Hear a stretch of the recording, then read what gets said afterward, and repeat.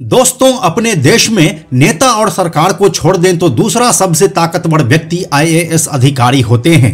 नेता और सरकार तो बदलते रहते हैं, लेकिन अधिकारी कभी नहीं बदलते। राज्य या देश में सरकार बदलने से होता केवल इतना है कि इन अधिकारियों का विभाग और कार्यक्षेत्र बदल जाता है, लेकिन उनके रुतबे में कोई कमी नहीं आती है। ऐसा इसीलिए कि सरकार नीतियां जरूर बनाती है, लेकिन उसे लागू करने का काम ये अधिकारी ही करते हैं। इतना ताकतवर होने के बावजूद बिहार के एक आईएएस की मजबूरी की कहानी सुनकर आप चौंक जाएंगे। इस पूरे तंत्र से आपका विश्वास उठता नजर आएगा कि कैसे एक रसूखदार नेता के सामने दिल्ली तक की सत्ता कुछ नहीं कर पाती है। वैसे तो आईएएस अपने आप में एक ताकतवर व्यक्ति होता है, लेकिन यहाँ पर जिस आईएएस ऑफिसर की बात हो रही है वह सब कुछ जानते हुए भी कुछ नहीं कर सके थे। एक नेता इतना दबंग और चरित्रहीन था कि उसके आगे पटना से लेकर दिल्ली तक की सत्ता उस समय बौनी साबित हुई थी। सिस्टम में हनक रखने वाले आईएएस, जनता को न्याय दिलाने वाले अधिकारी कैसे कुर्सी के सामने बौने, बेबस, लाचार और पंगु साबित हो जाते हैं।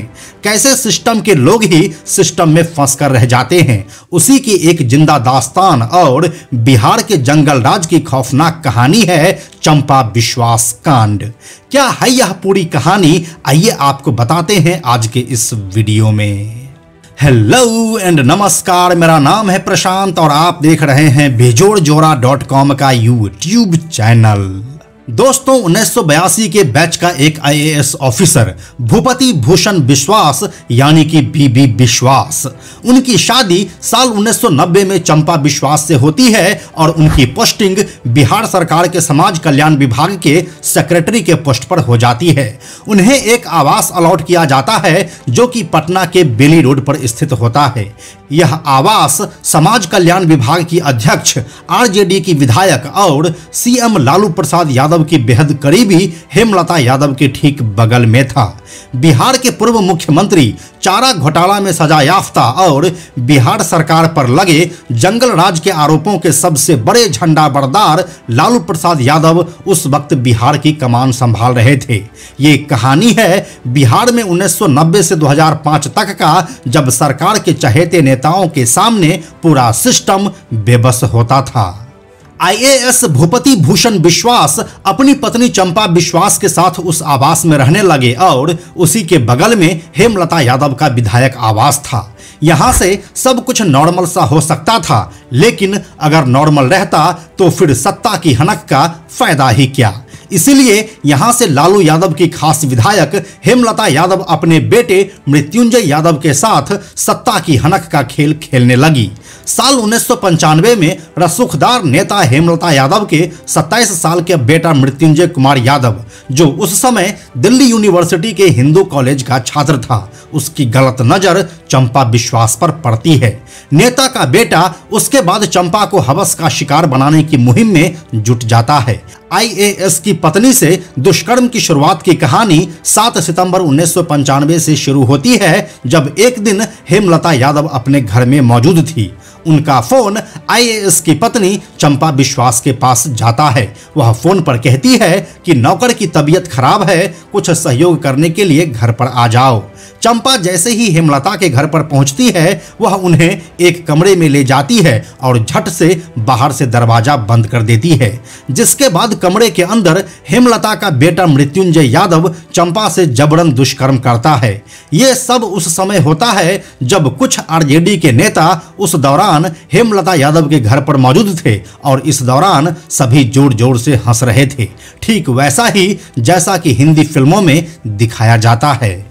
दुष्कर्म के बाद लालू यादव की विधायक हेमलता यादव चंपा विश्वास को धमकी देती है कि इस घटना की जानकारी किसी को मत देना। चंपा विश्वास एक आईएएस अधिकारी की पत्नी थी, बावजूद इसके उसके मन में हेमलता यादव का खौफ इस कदर बैठ गया था कि वह अपना मुंह बंद रखना ही बेहतर समझती है। जिसके बाद धीरे धीरे यही दुष्कर्म की घटना एक कभी नहीं खत्म होने वाला जुर्म का रूप ले लेता है। चंपा विश्वास के चुप्पी के बाद मृत्युंजय यादव बार बार ऐसा करता है। वो जब चाहे चंपा के घर पर पहुंचकर उसके साथ दुष्कर्म की घटना को अंजाम दे देता है। मृत्युंजय यादव न केवल चंपा के साथ दुष्कर्म करता है बल्कि उनकी भतीजी को भी अपना हवस का शिकार बनाता है। अलग अलग समय में आईएएस की दो नौकरानी से भी वह दुष्कर्म की घटना को अंजाम देता है।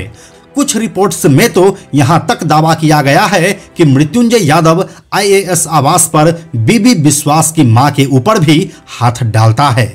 एक आईएएस ऑफिसर जिससे बड़ा इस देश में कोई पदाधिकारी नहीं होता है, वह आज सत्ता के सामने पूरी तरह से बेबस हो चुका था, क्योंकि उसे डर था कि आवाज खोलने के बाद कहीं हम सभी का खात्मा ना हो जाए। इस डर से जितना वह चुप रहते हैं, मृत्युंजय यादव का खौफ उतना ही बढ़ता जाता है।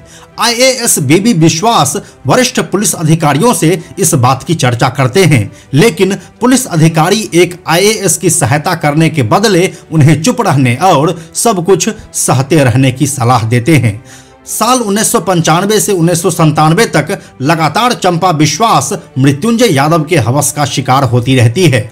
आरजेडी विधायक हेमलता यादव का क्रूर आतंक इस कदर था कि अवैध संतान ना हो जाए, इससे बचने के लिए पहले तो चंपा विश्वास कई बार अबॉर्शन करवाती है, लेकिन आखिर में वह अपना नसबंदी ही करवा लेती है। एक आईएएस ऑफिसर होने के बाद भी जब पुलिस महकमों से बीबी विश्वास को कोई मदद नहीं मिली तो उसने बिहार के राज्यपाल को चिट्ठी लिखी, जिसका मौजूदा राज्यपाल ने संज्ञान लिया और फिर विपक्ष के नेता और बीजेपी के विधायक सुशील कुमार मोदी ने बाकायदा इस घटना पर प्रेस कॉन्फ्रेंस किया, जिस पर पुलिस महकमा ने भी संज्ञान लिया और फिर जाकर मृत्युंजय कुमार यादव को पुलिस ने गिरफ्तार किया, जिसके बाद लोअर कोर्ट ने उसे सजा दी और वह लगभग 5 सालों तक जेल में रहा और उसकी मां हेमलता यादव 3 सालों तक जेल में रही। उसके कुछ दिन बाद दोनों को बेल मिल गई। फिर साल 2002 में पटना की लोअर कोर्ट ने अपना फैसला सुनाया, जिसमें मृत्युंजय यादव को इस दुष्कर्म का दोषी करार दिया गया और उसे 10 साल की कठोर कारावास की सजा सुनाई गई और उसकी मां हेमलता यादव को इस घटना में सहयोगी मानते हुए 3 साल की सजा सुनाई। लेकिन क्योंकि 3 साल की सजा पहले ही हेमलता यादव काट चुकी थी, इसीलिए उनको जेल नहीं हुई, लेकिन मृत्युंजय यादव को जेल भेज दिया गया। इस फैसले के बाद मृत्युंजय कुमार यादव ने लोअर कोर्ट के इस फैसले को पटना हाईकोर्ट में चैलेंज किया, जिसके बाद पटना हाईकोर्ट ने निचली अदालत के फैसले को पलट दिया और मृत्युंजय यादव को बरी कर दिया गया। इस पर अदालत की ओर से यह कहा गया था कि 2 सालों तक चंपा विश्वास के साथ जब दुष्कर्म होता रहा तो फिर उन्होंने इसकी खबर पुलिस को क्यों नहीं दी। इस केस की सुनवाई के दौरान मृत्युंजय यादव के वकील की ओर से यह दलील दी गई थी कि चंपा विश्वास और मृत्युंजय यादव दोनों के बीच प्रेम प्रसंग चल रहा था, जिस वजह से वह 2 सालों तक चुप रही और बाद में चंपा विश्वास ने जब मृत्युंजय यादव से शादी करने की जबरदस्ती की और शादी के लिए मृत्युंजय द्वारा मना किए जाने पर दुष्कर्म का झूठा केस लगवा दिया। चंपा विश्वास की ओर से सरकारी वकील द्वारा ठीक से तथ्य न पेश कर पाने की वजह से चंपा विश्वास यह केस हार गई। यह केस हारने के बाद आईएएस बीबी विश्वास और चंपा विश्वास को तरह तरह की धमकियां मिलने लगी थी, जिस वजह से उनको पटना में रहना मुश्किल हो गया था। जिसके बाद दोनों पति पत्नी दिल्ली शिफ्ट हो गए और फिर कुछ सालों के बाद जब आईएएस बीबी विश्वास का निधन हो गया तो उनकी पत्नी चंपा विश्वास अपने गृहनगर कोलकाता शिफ्ट हो गई, जहां पर वह इस कसक के साथ गुमनामी की जिंदगी जीने को मजबूर हो गई कि एक सरकारी मुलाजिम होने के बाद भी सरकारी तंत्र से वह पार नहीं पा सकी और एक आईएएस की पत्नी होने के बावजूद खुद को बार बार दुष्कर्म से नहीं बचा सकी। जो लोग आज लालू प्रसाद यादव को सामाजिक न्याय का मसीहा मानते हैं, वे लोग शायद यह नहीं जानते हैं कि उनके दौर का बिहार कितना भयावह था। उसी भयावह बिहार का एक काला अध्याय है चंपा विश्वास कांड।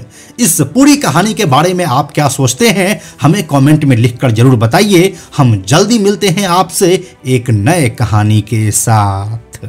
अंत में एक और ज़रूरी बात, हमने बेजोड़ जोड़ा का एक टेलीग्राम चैनल भी बनाया है जहां आपको हमारे सारे वीडियोस के लिंक सबसे पहले मिल जाएंगे। इसलिए आप लोग टेलीग्राम पर भी हमसे जुड़ें। टेलीग्राम पर हमसे जुड़ने के लिए सिंपली आप टेलीग्राम ऐप के सर्च में जाकर बेजोड़ जोड़ा लिखिए और चैनल पर जाकर ज्वाइन बटन क्लिक कर दीजिए। आप हमसे जुड़ जाएंगे।